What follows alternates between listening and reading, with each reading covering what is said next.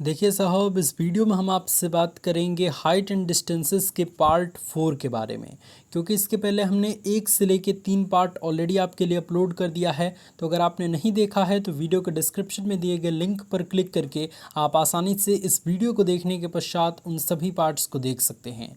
आज के इस वीडियो में हम 5 टोटल प्रश्नों को सॉल्व कराएंगे और आज हमारा ये चैप्टर पूरी तरीके से फिनिश हो जाएगा। यानी कि हाइट एंड डिस्टेंस, ऊंचाई और दूरी आज हमारा पूरी तरीके से फिनिश हो जाएगा। 1 से लेके 3 पार्ट तक हमने 25 क्वेश्चन तक सॉल्व किया था। तो आज हम 26 नंबर क्वेश्चन से सॉल्व करेंगे। 26 नंबर क्वेश्चन आपका ये कह रहा है कि 16 मीटर और 9 मीटर लंबे दो खंभों के बीच की दूरी x मीटर है। यदि उन खंभों के शीर्ष के अपने आमने सामने वाले खंभे के अधोभाग के साथ बने उन्नयन कोण परस्पर पूरक कोण हों तो x का मान कितना मीटर होगा। ठीक है, ये देखिए यहाँ पे कह रहा है कि ये दो खंभे हैं, एक 16 मीटर का है और एक 9 मीटर का है। तो अगर 16 मीटर वाले खंभे और 9 मीटर वाले खंभे के बीच की दूरी अगर x मीटर क्वेश्चन में दे रखा है और इस वाले खंभे के शीर्ष से इसके निचले वाले भाग और इसके शीर्ष से इसके निचले वाले भाग का उन्नयन कोण क्रमशः एक दूसरे के पूरक हैं। यानी कि अगर एक कोण को अगर आप थीटा मानते हैं तो दूसरे कोण को 90 माइनस थीटा आपको मानना होगा। ठीक है, तो इस स्थिति में आपको क्या करना है कि उनके बीच की दूरी, इन खंभों के बीच की दूरी यानी कि x का मान क्या होगा। ठीक है, तो फटाफट चलिए हम इस क्वेश्चन को सॉल्व करते हैं। सेम इसी तरीके से आपको डायग्राम बनाना है। एक थीटा है कोण और एक क्या है, एक थीटा है, एक 90 माइनस थीटा है। यानी कि ये दोनों कोण एक दूसरे के क्या हैं, पूरक हैं। तो हम सिंपली क्या करते हैं कि बड़े वाले त्रिभुज में tan वाला लगाएंगे और फिर ये छोटे वाले त्रिभुज में भी tan वाला लगाएंगे। ठीक है, तो सबसे पहले हम लिखते हैं त्रिभुज ए बी सी में, tan 90 minus theta, tan 90 minus theta बराबर हो जाएगा 16 और बटे में x, p बाई बी होता है यानी कि लंब बटा आधार, तो 16 बटे में x हो जाएगा। ठीक है, तो अब क्या होगा, tan 90 minus theta cot theta होता है जैसे कि आप सभी जानते हैं। तो कॉट थीटा बराबर 16 बटे में x हो गया। ये समीकरण नंबर 1 प्राप्त हो गया हमें। ठीक है, अब हम क्या करते हैं कि इस छोटे वाले त्रिभुज को सॉल्व करते हैं। तो चूंकि ये थीटा है तो tan थीटा बराबर हो जाएगा 9 और बटे में x।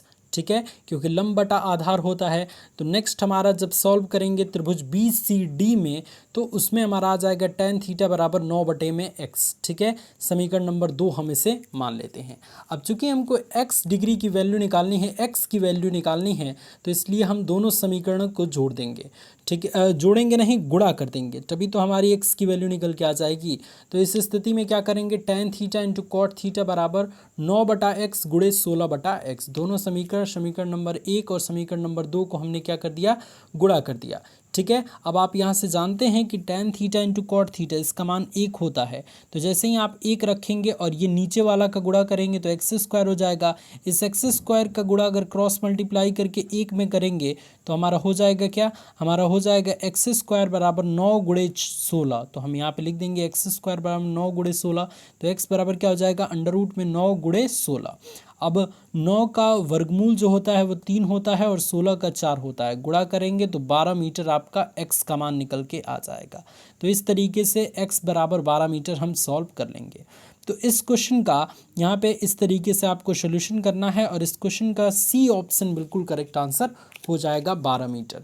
तो ऐसे आप किसी भी क्वेश्चन को अगर आप डायग्राम बना लेते हैं तो डेफिनेटली आप उस क्वेश्चन को बहुत इजी तरीके से सॉल्व कर पाएंगे। इसलिए सबसे पहले किसी भी क्वेश्चन को आप डायग्राम के द्वारा समझने की कोशिश कीजिए। ठीक है, अब आगे बढ़ते हैं और नेक्स्ट क्वेश्चन के बारे में हम बात करते हैं। नेक्स्ट क्वेश्चन आपकी स्क्रीन पे है कुछ इस तरीके से कि एक बिंदु पर एक मीनार का उन्नयन कोण इस प्रकार है कि उसके tan का मान 5/12 है। यदि 240 मीटर मीनार की ओर चलने पर उन्नयन कोण का tan जो है वो 3/4 हो जाता है तो मीनार की ऊंचाई ज्ञात कीजिए। ठीक है, सेम बहुत आसान तरीके से आप इसका भी जो है वो फिगर ड्रॉ कर सकते हैं। कह रहा है कि एक बिंदु पर एक मीनार का उन्नयन कोण इस प्रकार है। मान लीजिए ये एक बिंदु है और ये एक मीनार है, तो इस पर इसका उन्नयन कोण इस तरीके से है कि इसका tan जो है वो 5/12 है। अगर हम मीनार की तरफ ही 240 मीटर की दूरी चलें, यानी कि यहाँ से यहाँ तक की दूरी अगर हम 240 मीटर मान लें, तो फिर उन्नयन कोण का मान जो है वो बदल जाता है और इस स्थिति में ये दूसरा उन्नयन कोण हो जाता है। तो अब कह रहा है कि मीनार की ऊंचाई कितनी होगी, ये इसका मान क्या होगा। ठीक है, ऑलरेडी हमको जो डिस्टेंस है वो दे दिया है, d बराबर दे दिया है। तो इसके लिए एक बड़ा सिंपल सा फॉर्मूला होता है, आप देख सकते हैं फिगर कुछ इसी तरीके से बनेगा जैसे कि मैंने आपको बताया। ठीक है, और इसके लिए एक फॉर्मूला होता है और आप जो है वो tan वाले मेथड से भी इसको निकाल सकते हैं। ठीक है, तो डायरेक्ट हम क्या करते हैं, फॉर्मूले का यूज़ करते हैं। h निकालने के लिए, मीनार की ऊंचाई ज्ञात करने के लिए एक फॉर्मूला होता है कि h बराबर d tan alpha into tan beta बटे में tan alpha minus tan beta होता है। ठीक है, तो d की वैल्यू क्या रख देंगे, d की वैल्यू हम रख देंगे 240। तो 240 हम आसानी से यहाँ पे रख देंगे क्योंकि 240 मीटर मीनार की ओर चला जा रहा है। tan अल्फ़ा का मान दे दिया है 5/12, tan बीटा का मान दे दिया है 3/4। उसी तरीके से tan alpha minus tan beta है, तो इस तरीके से हम tan alpha minus tan beta का मान रख देंगे। जब इसको सॉल्व करेंगे अच्छे तरीके से तो हमारा आंसर निकल के आ जाएगा 56.25 मीटर। ठीक है, तो इस तरीके से आपको सॉल्व करना है। अब आपको ध्यान रखना होगा कि tan alpha minus tan beta कहाँ पे होगा, जब देखिए जब उन्नयन कोण जो है वो किसी एक मीनार के एक ही तरफ होगा तो आपका जो tan वाला होगा tan alpha minus tan beta होगा। लेकिन कई फॉर्मूला आपको मिलेंगे जिसमें tan alpha plus tan beta प्रयोग किया जाएगा। तो अगर इस तरफ भी अगर कोई एंगल बन रहा है और इस स्थिति में अगर अभिष्ट दूरी निकालने के लिए कहा जाए, अगर d का मान इतना लंबाई निकालने के लिए कहा जाए, तब हमारा tan alpha plus tan beta होगा। ठीक है, तो इस क्वेश्चन का सी ऑप्शन बिल्कुल करेक्ट आंसर हो जाएगा। तो इसी तरीके से आपको सॉल्व करना है, इसी तरीके से आप इसको सॉल्व कीजिएगा। जैसे कि अगर मैं यहाँ पे कर दूँ कि 4 और बटे में 9 और यहाँ पे कर दूँ 9 बटे में 4 हो, तो अगर ये 100 मीटर मीनार की ओर चलता है तो इस स्थिति में मीनार की ऊंचाई क्या होगी, आप एक बार ट्राई करके ज़रूर बताइएगा कि कितना आ रहा है। ठीक है, सेम वही आपको फॉर्मूला प्रयोग करना है और इसी तरीके से सॉल्व करना है। अब आगे बढ़ते हैं और नेक्स्ट क्वेश्चन के बारे में हम बात करते हैं। नेक्स्ट क्वेश्चन आपका ये कह रहा है कि 10 मीटर ऊंची इमारत के शीर्ष और इमारत के ऊपर मंडराते हुए जहाज का जमीन के किसी बिंदु P से उन्नयन कोण क्रमशः 30 डिग्री तथा 60 डिग्री हो तो ज़मीन से जहाज की ऊंचाई क्या होगी। देखिए कह रहा है यहाँ पे ये चीज़ ध्यान रखेंगे कि ज़मीन से जहाज की ऊंचाई क्या होगी, और ये इमारत की ऊंचाई ऑलरेडी पहले से दे रखा है 10 मीटर। तो इस चीज़ को भी आप ध्यान रखेंगे। फटाफट इसका डायग्राम बनाएंगे। डायग्राम बनाते वक्त एक बार ध्यान से ज़रूर पढ़िएगा। कह रहा है कि 10 मीटर ऊंची इमारत के शीर्ष और इमारत के ऊपर मंडराते हुए एक जहाज का जमीन के किसी बिंदु P से उन्नयन कोण क्रमशः 30 डिग्री और 60 डिग्री है। मान लीजिए ये ज़मीन पर कोई बिंदु P है, ठीक है, और ये आपका ज़मीन है। ठीक है, तो इस स्थिति में अगर ये भवन है और भवन के ऊपर मान लेते हैं यहाँ पे ये वाला इतनी ऊपर तक भवन है और यहाँ पे हमारा एरोप्लेन है, जहाज़ है। तो सबसे पहले भवन के शीर्ष से उन्नयन कोण बिंदु P का बनता है 30 डिग्री और फिर इस जहाज़ से उन्नयन कोण बनता है 60 डिग्री। ठीक है, तो अब आपको क्या करना है, अब ये करना है कि इस ज़मीन से और जहाज़ के बीच की ऊंचाई ज्ञात करनी है। ठीक है, तो इस चीज़ को आप ध्यान रखेंगे। तो सेम इसी तरीके से डायग्राम आपका बनेगा। आइए देख लेते हैं कि डायग्राम किस तरीके से बना है। तो आप देख सकते हैं सेम उसी तरीके से डायग्राम बना है जिसमें इस इमारत की ऊंचाई ऑलरेडी पहले से दे रखा है 10, तो हम 10 ले लेंगे और इसकी ऊंचाई नहीं है, यानी कि इमारत के ऊपरी सिरे से और जहाज़ की ऊंचाई अगर कुछ नहीं है तो हम स्मॉल h मान लेंगे। ठीक है, और अगर हमको ज़मीन से जहाज़ की ऊंचाई ज्ञात करनी होगी तो इस 10 में यानी कि h प्लस 10 कर लेंगे, क्योंकि 10 तो हमारी इमारत की ऊंचाई है और प्लस इमारत से जहाज़ की ऊंचाई h मीटर हम मान लिए, तो पूरी ऊंचाई कितनी हो जाएगी ज़मीन से, h प्लस 10 हो जाएगी। ठीक है, तो इस चीज़ को आप ध्यान रखेंगे। आइए हम इस क्वेश्चन को सॉल्व करते हैं। तो h प्लस 10 को या फिर 10 प्लस h को हम समीकरण नंबर 1 मान लेते हैं, क्योंकि इसी की वैल्यू हमको निकालनी है, ज़मीन से जहाज़ की ऊंचाई निकालनी है। सबसे पहले हम क्या करते हैं, इस छोटे वाले त्रिभुज में हम tan वाला फॉर्मूला अप्लाई करते हैं। तो tan 30 डिग्री बराबर हो जाएगा tan यानी कि 10 और बटे में अगर ये कुछ नहीं है, कुछ भी नहीं दिया गया है तो x मान लेते हैं। तो tan 30 डिग्री बराबर हो जाएगा 10 बटे में x। 33 का मान 1/√3 होता है, तो 1/√3 रख देंगे बराबर 10/x। तो x बराबर क्या हो जाएगा, क्रॉस मल्टीप्लाई करेंगे तो x बराबर हो जाएगा 10√3 मीटर। तो इसको हम मान लेते हैं समीकरण नंबर 2। अब हम इस बड़े वाले त्रिभुज में लेते हैं, ये tan 60 डिग्री वाले त्रिभुज में लेते हैं। तो tan 60 डिग्री बराबर अब ऊंचाई हो जाएगी h + 10 और बटे में आधार क्या हो जाएगा, आधार तो आपका सेम ही रहेगा, x रहेगा। तो इस तरीके से हम क्या कर देंगे, tan 60 डिग्री बराबर h + 10 बटे में x कर देंगे। ठीक है, tan 60 डिग्री का मान आप सभी जानते हैं √3 होता है, √3 में इसका गुणा करेंगे x का, तो √3x बराबर हो जाएगा h + 10। अब इसको आप कोई समीकरण मानना चाहें तो मान सकते हैं। अब इसी समीकरण में अगर हम इसको समीकरण नंबर 3 माने तो हम कहेंगे कि समीकरण नंबर 3 में समीकरण नंबर 2 की वैल्यू को रखने पे x बराबर 10√3 रखने पर, तो हमने इसको क्या माना था, समीकरण नंबर 3 माना था। तो x की जगह पे हम क्या रख देंगे, 10√3, और √3 पहले से है तो हम पहले वाला लिख देंगे। फिर ये प्लस में 10 है, अगर इसको बराबर के इस साइड लाएंगे तो ये -10 हो जाएगा। बराबर में h है तो बराबर में हम h लिख देंगे। जब आप इसको सॉल्व करेंगे ना तो ये हो जाएगा 30, 10 × 30 हो जाएगा, और -10, 30 में से 10 जाएगा, कितना आ जाएगा, 20 आ जाएगा। तो 20 मीटर तो ये हो गया कि इमारत के ऊपरी सिरे से जहाज की ऊंचाई। लेकिन अगर ज़मीन से जहाज की ऊंचाई के बारे में बात करें तो शुरुआत में समीकरण नंबर 1 आपने लिखा था h + 10, यानी कि h में अगर 10 जोड़ देंगे तो हमारा ज़मीन से जहाज की ऊंचाई निकल के आ जाएगी। तो h का मान क्या है, 20 है, तो हम 20 लिख देंगे, और प्लस 10 है तो 10 हमारा 20 × 10 30 हो जाएगा। तो 30 मीटर हमारी ऊंचाई निकल के आ जाएगी ज़मीन से जहाज की। अब हम इसमें देखिए, इसमें 10 हमने जोड़ा क्यों, क्योंकि आप यहाँ पे देख सकते हैं समीकरण नंबर 1 में हम लिखे हैं कि जहाज की ऊंचाई ज्ञात करने के लिए 10 में h को जोड़ना पड़ेगा। ठीक है, तो इस तरीके से हम इस क्वेश्चन को सॉल्व करेंगे तो हमारा आंसर निकल के आ जाएगा 30 मीटर, यानी कि इस क्वेश्चन का ए ऑप्शन बिल्कुल करेक्ट आंसर हो जाएगा। तो मैं बार बार आपसे यही कह रहा हूँ कि आपको क्या करना है, सबसे पहले डायग्राम बनाना है। डायग्राम बनाने के पश्चात आपको क्वेश्चन को सॉल्व करना है और बारीकी तरीके से समझते हुए चलना है। मैं मानता हूं कि पहले आपको जो है वो टाइम लगेगा किसी भी क्वेश्चन को समझने के पश्चात, लेकिन जैसे ही आप जो है वो क्वेश्चन को समझ जाते हैं आप क्वेश्चन को बहुत तेज़ी के साथ सॉल्व करेंगे।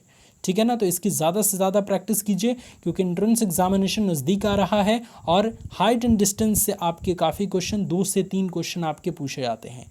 ठीक है, अब हम आगे बढ़ते हैं और नेक्स्ट क्वेश्चन के बारे में बात करते हैं। नेक्स्ट क्वेश्चन आपकी स्क्रीन पे है कि पृथ्वी के एक बिंदु से एक विमान का उन्नयन कोण 60 डिग्री है। 15 सेकंड की उड़ान के बाद उन्नयन कोण 30 डिग्री हो जाता है। तदनुसार यदि विमान 1500√3 मीटर की ऊंचाई पर उड़ रहा हो तो उसकी गति ज्ञात कीजिए। देखिए क्या कह रहा है कि पृथ्वी के एक बिंदु से एक विमान का उन्नयन कोण 60 डिग्री है। मान लीजिए ये बिंदु है, पृथ्वी है ये, और ये इसका एक बिंदु है। इस बिंदु से विमान का उन्नयन कोण पहली बार में क्या नापा गया, 60 डिग्री नापा गया। तो 60 डिग्री हम लिख देते हैं। 15 सेकंड पश्चात उसकी उड़ान के बाद उन्नयन कोण 30 डिग्री हो जाता है। भाई यहाँ पे अगर है और ये उड़ रहा है तो 15 सेकंड बाद ये कहीं और जाएगा। ठीक है, तो मान लेते हैं यहाँ पे जाता है और यहाँ से इसका उन्नयन कोण कितना हो जाता है, 30 डिग्री हो जाता है। ठीक है, और उस समय ये जो विमान है उसकी ऊंचाई कितनी है, 1500√3 है, तो हम 1500√3 भी लिख देंगे। तो अब क्या करना है, अब इसकी गति ज्ञात करना है कि विमान की गति क्या होगी। तो देखिए सबसे पहले तो आप क्या करेंगे, डायग्राम बनाएंगे। तो एकदम सेम इसी तरीके से आपको डायग्राम बनाना है जैसा कि आप इसमें देख पा रहे होंगे, और उसके बाद से अब आपको क्वेश्चन सॉल्व करना है। तो हम लिख देंगे कि माना विमान जो है वो x मीटर प्रति सेकंड की गति से जो है वो उड़ रहा है, x मीटर प्रति सेकंड की चाल से उड़ रहा है। ठीक है, अगर अभिष्ट दूरी ज्ञात करें कि इस बिंदु से और इस विमान के बीच की दूरी क्या होगी।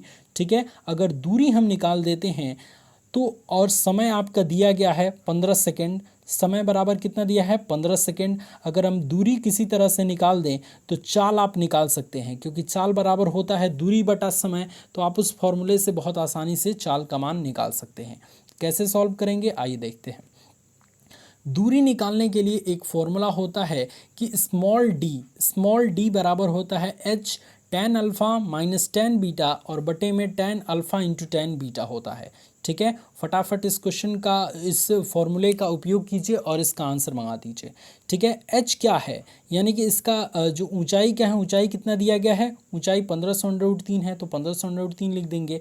ठीक है, अल्फ़ा और बीटा का मान क्या दिया है, अल्फ़ा का मान आप यहाँ पे देख सकते हैं 60 डिग्री और बीटा का मान 30 डिग्री। ठीक है, जो भी आप अल्फ़ा का मान अगर बड़ा लेना चाहें तो हमेशा अल्फ़ा का मान आप बड़ा लेंगे। तो अल्फ़ा का मान 60 डिग्री और बीटा का मान 30 डिग्री ले रहे हैं, तो इस तरीके से हमारा हो जाएगा tan अल्फ़ा यानी कि tan 60 degree minus tan 30 degree और बटे में tan 60 degree into tan 30 degree. इस फॉर्मूले के अकॉर्डिंग हम इसको सॉल्व करेंगे। जब इसको सॉल्व करेंगे इसकी वैल्यू रख देंगे, सबकी वैल्यू tan 30 डिग्री और tan 60 डिग्री की, और इसके बाद से इसको सॉल्व करेंगे तो ये कट जाएगा। ठीक है, अब ये हो जाएगा 3 और 3 में से 1 गया 2, 2 बटे में √3। ठीक है, √3 से √3 कट जाएगा, 15 दूनी के 30 यानी कि 3000 आपका जो मीटर है वो दूरी निकल के आ जाएगी। अभिष्ट दूरी कितनी निकल के आ जाएगी, 3000 मीटर। और समय आपका क्या है, यहाँ पे d लिख देते हैं और समय टाइम बराबर है 15 सेकेंड। ठीक है, तो चाल बराबर निकल जाएगा दूरी बटे में समय, यानी कि दूरी का मान अगर हम 3000 लिख देते हैं और समय का मान 15 लिख देते हैं तो 15 दूनी के 30 और बाद में 2 जीरो, यानी कि 200 मीटर प्रति सेकंड की चाल से वो विमान गति कर रहा है। ठीक है, तो इस तरीके से हमने इसको निकाल दिया। ओके, तो ऐसे आपको क्वेश्चन को सॉल्व करना है, ऐसे आपको देखना है कि किस तरीके से हम क्वेश्चन को सॉल्व कर पाते हैं। ठीक है ना, आगे बढ़ते हैं और नेक्स्ट क्वेश्चन के बारे में बात करते हैं। नेक्स्ट क्वेश्चन आपकी स्क्रीन पे है कि दो खंभे x मीटर की दूरी पर हैं। दो खंभे जो हैं वो x मीटर की दूरी पर हैं, उनमें एक की ऊंचाई जो है वो दूसरे की ऊंचाई की 2 गुनी है। ठीक है, तदनुसार अब नेक्स्ट कह रहा है कि यदि उनके तलों को जोड़ने वाली रेखा के मध्य बिंदु से एक पर्यवेक्षक यानी कि कोई व्यक्ति उसके शीर्ष के उन्नयन कोण परस्पर पूरक पता है तो छोटे खंभे की ऊंचाई कितने मीटर होगी। यानी कि ये दो खंभे हैं, एक मान लेते हैं छोटा खंभा है, एक बड़ा खंभा है। ठीक है, इनके बीच की दूरी कुछ दिया गया है, मान लेते हैं x दिया गया है। ठीक है, तो अगर कोई व्यक्ति बीच में स्थित है तो उनके शीर्ष से उनके उन्नयन कोण कुछ बन रहे हैं। ठीक है, तो इस स्थिति में क्या करना है, आपको ऊंचाई ज्ञात करना है छोटे वाले खंभे की। और ये भी कह रहा है कि जो यहाँ पे कह रहा है कि जो दो खंभे हैं और उनके बीच की दूरी x मीटर है, उनमें एक खंभे की ऊंचाई दूसरे की 2 गुनी है। मान लेते हैं अगर एक की ऊंचाई h है तो दूसरे की ऊंचाई क्या है, 2h होगी, 2 गुनी होगी। ठीक है, तो आइए उसी तरीके से हम इसका जो है डायग्राम बनाते हैं। जैसे कि एक छोटा खंभा हम ले लेते हैं, h मान लेते हैं इसको, और प्रश्नानुसार दूसरे खंभे की ऊंचाई हमको मानना क्या पड़ेगा, 2h, क्योंकि 2 गुनी है, ये बता रखा है। इन दोनों खंभों के बीच की दूरी क्या है, x मीटर है, जो कि क्वेश्चन में दे रखा है। और उन्नयन कोण जो है वो पूरक है, यानी कि अगर एक अल्फ़ा रहेगा तो दूसरा 90 माइनस अल्फ़ा हो जाएगा। ठीक है, अब ये क्या कह रहा है, अब ये कह रहा है कि छोटे खंभे की ऊंचाई कितने मीटर होगी।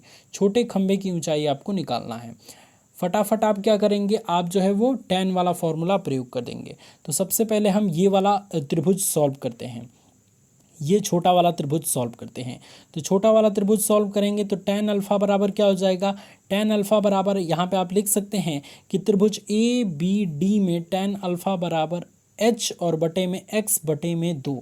ठीक है, तो ये चूँकि पूरी लंबाई जो है x है और बीच में कोई व्यक्ति खड़ा है, प्रेक्षक खड़ा है, तो अगर ये पूरी लंबाई x है, अगर बीच में कोई चीज़ खड़ा है तो इस स्थिति में इसकी लंबाई कितनी हो जाएगी, पूरे की लंबाई बटे में 2, यानी कि x बटे में 2 हो सकती है।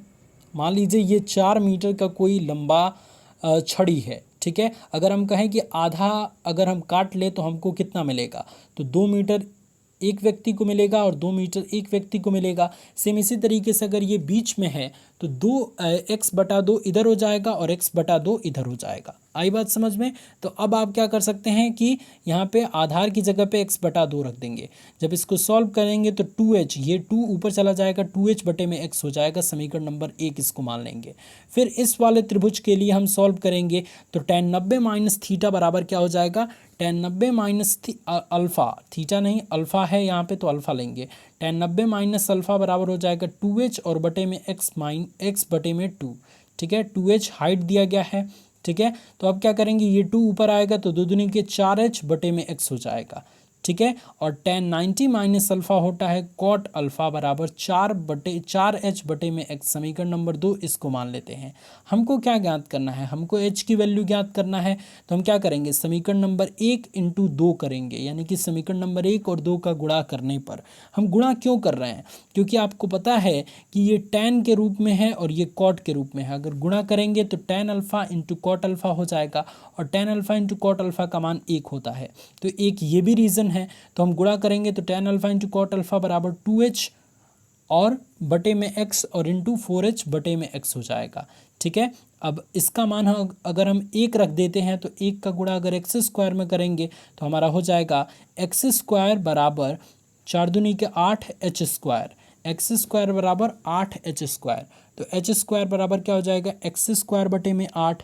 तो एच बराबर क्या हो जाएगा, एच बराबर अंडर रूट में एक्स स्क्वायर बटे में 8, ठीक है। यानी कि x और बटे में 2 अंडर रूट 2। 8 का वर्गमूल क्या होता है, 8 का वर्गमूल होता है 2 अंडर रूट 2। तो x बटे में 2 अंडर रूट 2 हमारा h का मान निकल के आ जाएगा। तो इस तरीके से हम इस क्वेश्चन को सॉल्व करेंगे तो बड़े आसानी के साथ इस क्वेश्चन को हम सॉल्व कर पाएंगे।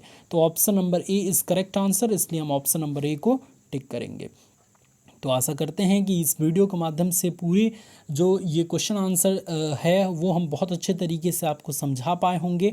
और आज हमारा ये चैप्टर यानी कि हाइट एंड डिस्टेंस, ऊंचाई और दूरी पूरी तरीके से समाप्त हो चुका है, ठीक है। तो अगर आपको हमारा ये वीडियो पसंद आया, अगर आपको हमारा काम ये पसंद आया तो आप हमें कमेंट में बताइए। साथ ही साथ इस चैनल को सब्सक्राइब कीजिए, इस वीडियो के बारे में अपनी राय हमें बताइए और अपने दोस्तों में शेयर करना बिल्कुल भी ना भूलिए।